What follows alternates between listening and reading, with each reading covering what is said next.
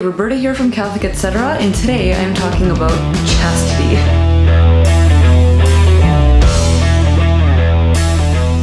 Chastity. Does that mean that my husband and I waited until we were married? Yes, it does. Does that mean that we were completely pure before we met? No, it does not. My husband and I were not practicing our faith probably until our young adulthood, both of us.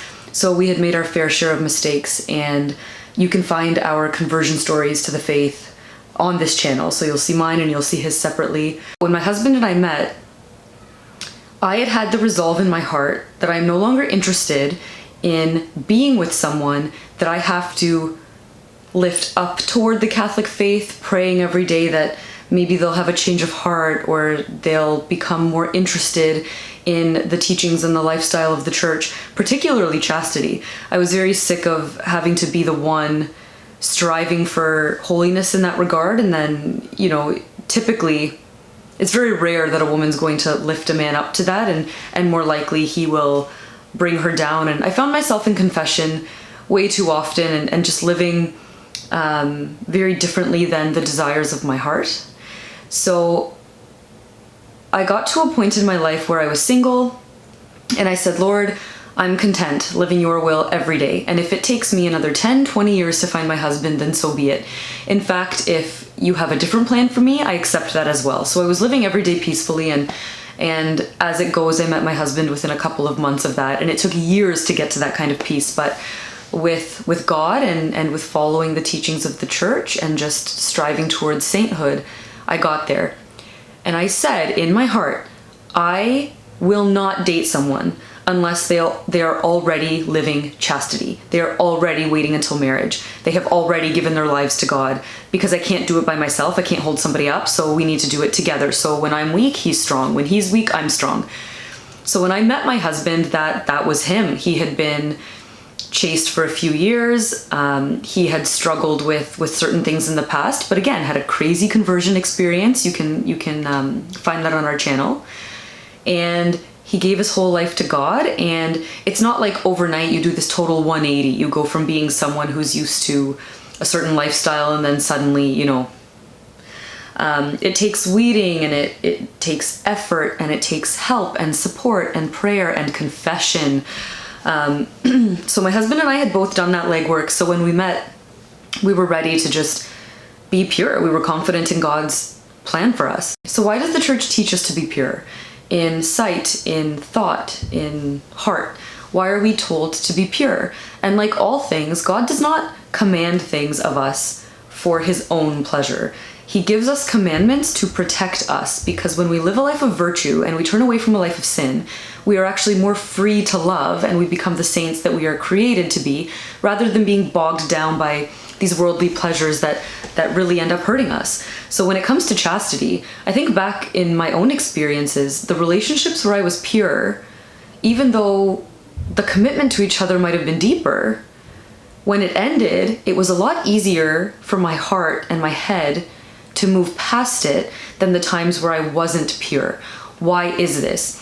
It's because when you are physical with somebody, oxytocin is released. This is like the love hormone, the bonding agent. So oxytocin was released when I gave birth to my children. Oxytocin is released every time I nurse my children. And so this is a bonding agent that is meant to bond two people. When you think of the love that I have for my children and just like the intensity of it, and then to think that every time we're physical with somebody who's not our spouse, that agent is being released. And so we end up feeling this deep connection to someone who has not promised to be there forever. They have not promised to love us unconditionally. We have not made that promise to them. And so sometimes you look at people and you wonder, like, why are you still together? Why is it so hard for you two to just move on? And it's because they're deeply bonded. You have a hard time seeing straight and thinking straight because you feel so much. And it just causes so much pain. And then, I did the legwork to live a life of purity. I understood why God was calling me to it. And then I also felt the freedom of it when I started to live it. So I came to this point in my life where I felt like I was constantly chasing the next high, the next love story. I wasn't content with the day-to-day. I wasn't finding the joys in the simple things in life. And I thought, like, there's got to be more than this. And so I came to the faith. I opened my heart to Jesus. And then naturally, well, what does the church teach and why does it teach it? So I started looking into these things and why be pure. And so I discovered that we are created on purpose, with purpose. We are created male and female in the image and likeness of God. When we come together in marriage, the sacramental bond in the church, God gives us a grace to stay together, to navigate life and to be sanctified, to become holy in your marriage. Because when you're married, a bunch of stuff comes to the surface and it's difficult, but God gives you this grace to stick together and to become better together. And then you realize that the act of sex is there to strengthen the couple. It's there for intimacy. You're just free to love. You're free to love each other and you're open to life.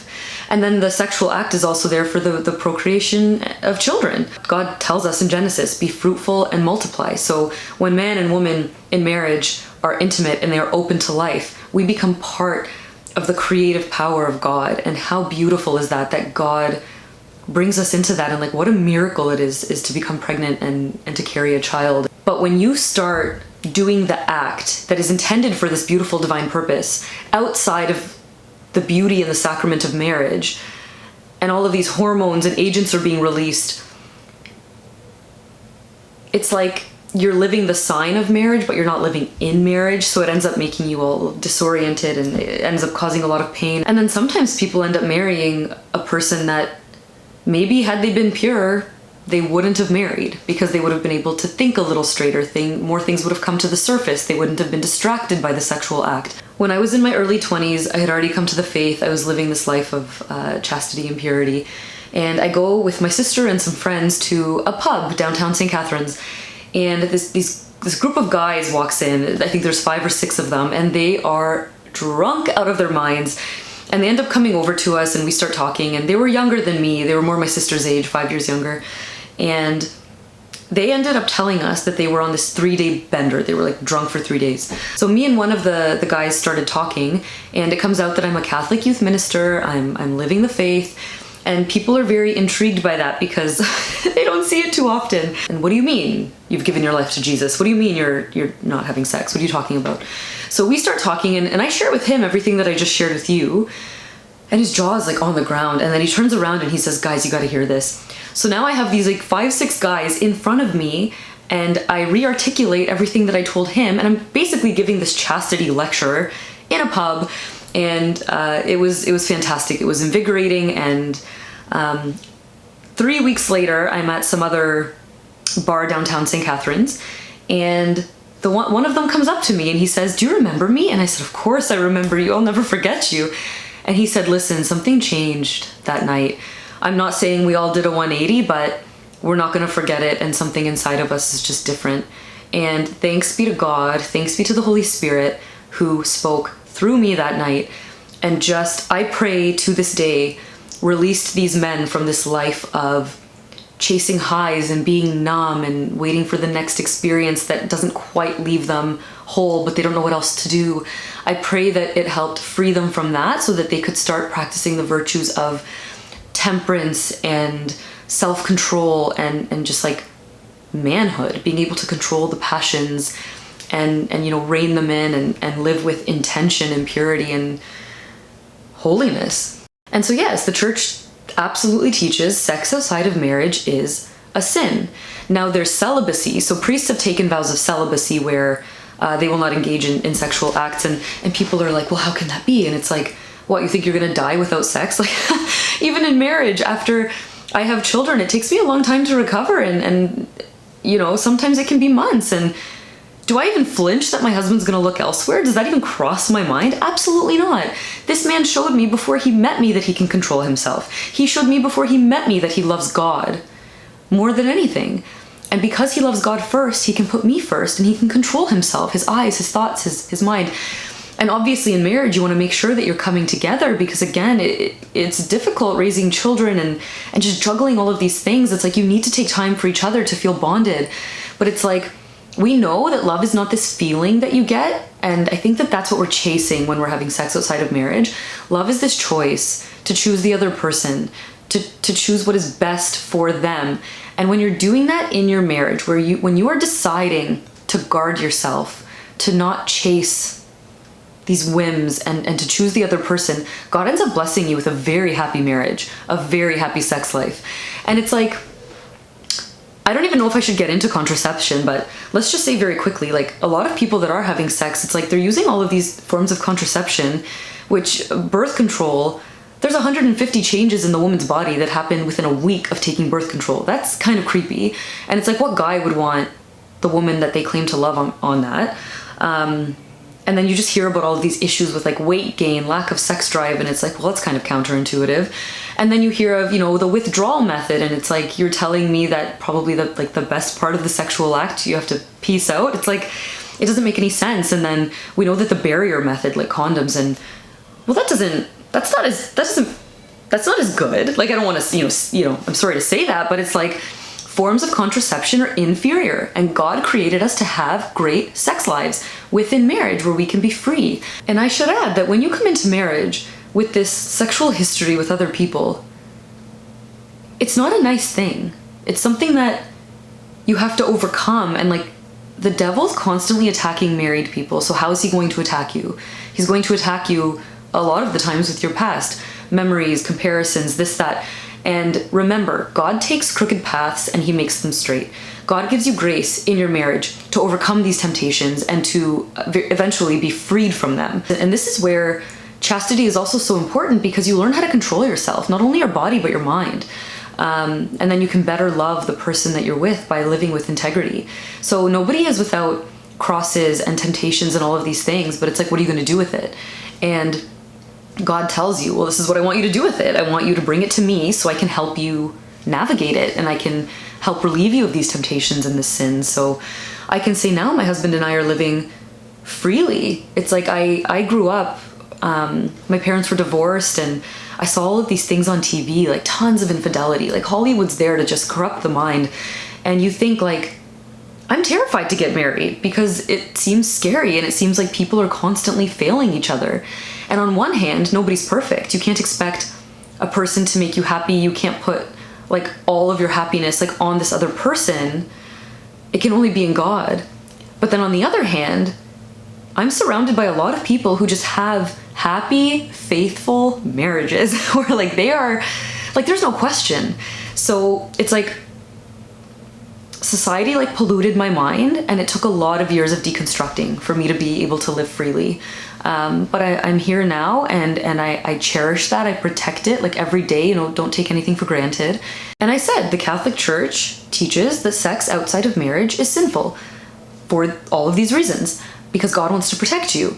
And what else is sinful? Masturbation is sinful because anything outside of that unitive, uniting a married couple, and procreative, being open to life, anything outside of that ends up being sinful because it's for self-pleasure, which doesn't really end up fulfilling and becomes addictive.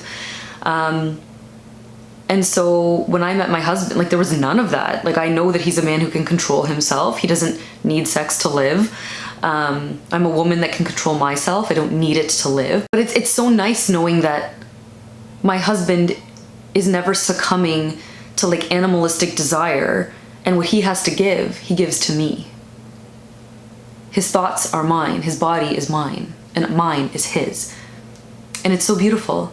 And then not like, I think pornography should be a whole other video, but how many couples have I heard of that just like it happens outside of marriage, men are watching it, women are watching it inside of marriage, and it's like, oh, it's no big deal. Are you kidding me? It is the biggest deal. It's like, I put on a white dress for you.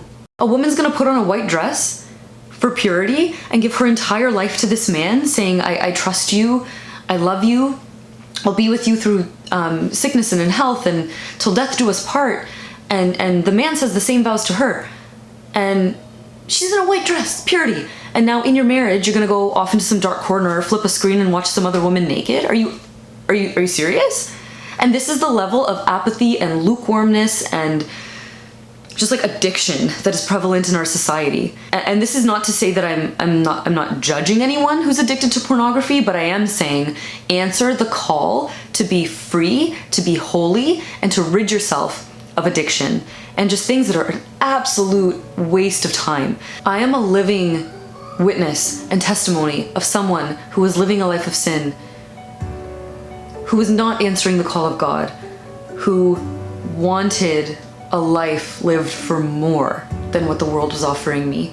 I gave my life to Christ, I conformed my life to His will, and I have never been more free. I have never been more alive. So there's no judgment if you are watching this and you are still knee-deep in a certain addiction or sin. But this is my promise to you that with the grace of God, it will be overcome. He will make your crooked path straight. He will free you from sin, and He will give you a new life. You gotta put in the work. You have to give your life to Him, but it's possible, and He wants it for you. That's what you were created for. If you like this video, please give it a like, a comment, a share. I am on Instagram at Catholic etc. I'd love to see you on there. I'm trying to live a life that helps spread the love of God. And so if you want to help me do that by doing those things, that would be great. Otherwise, I hope that you were somehow blessed by this video, and please continue to keep me in your prayer and know that all of you who follow me are in mine. God bless you.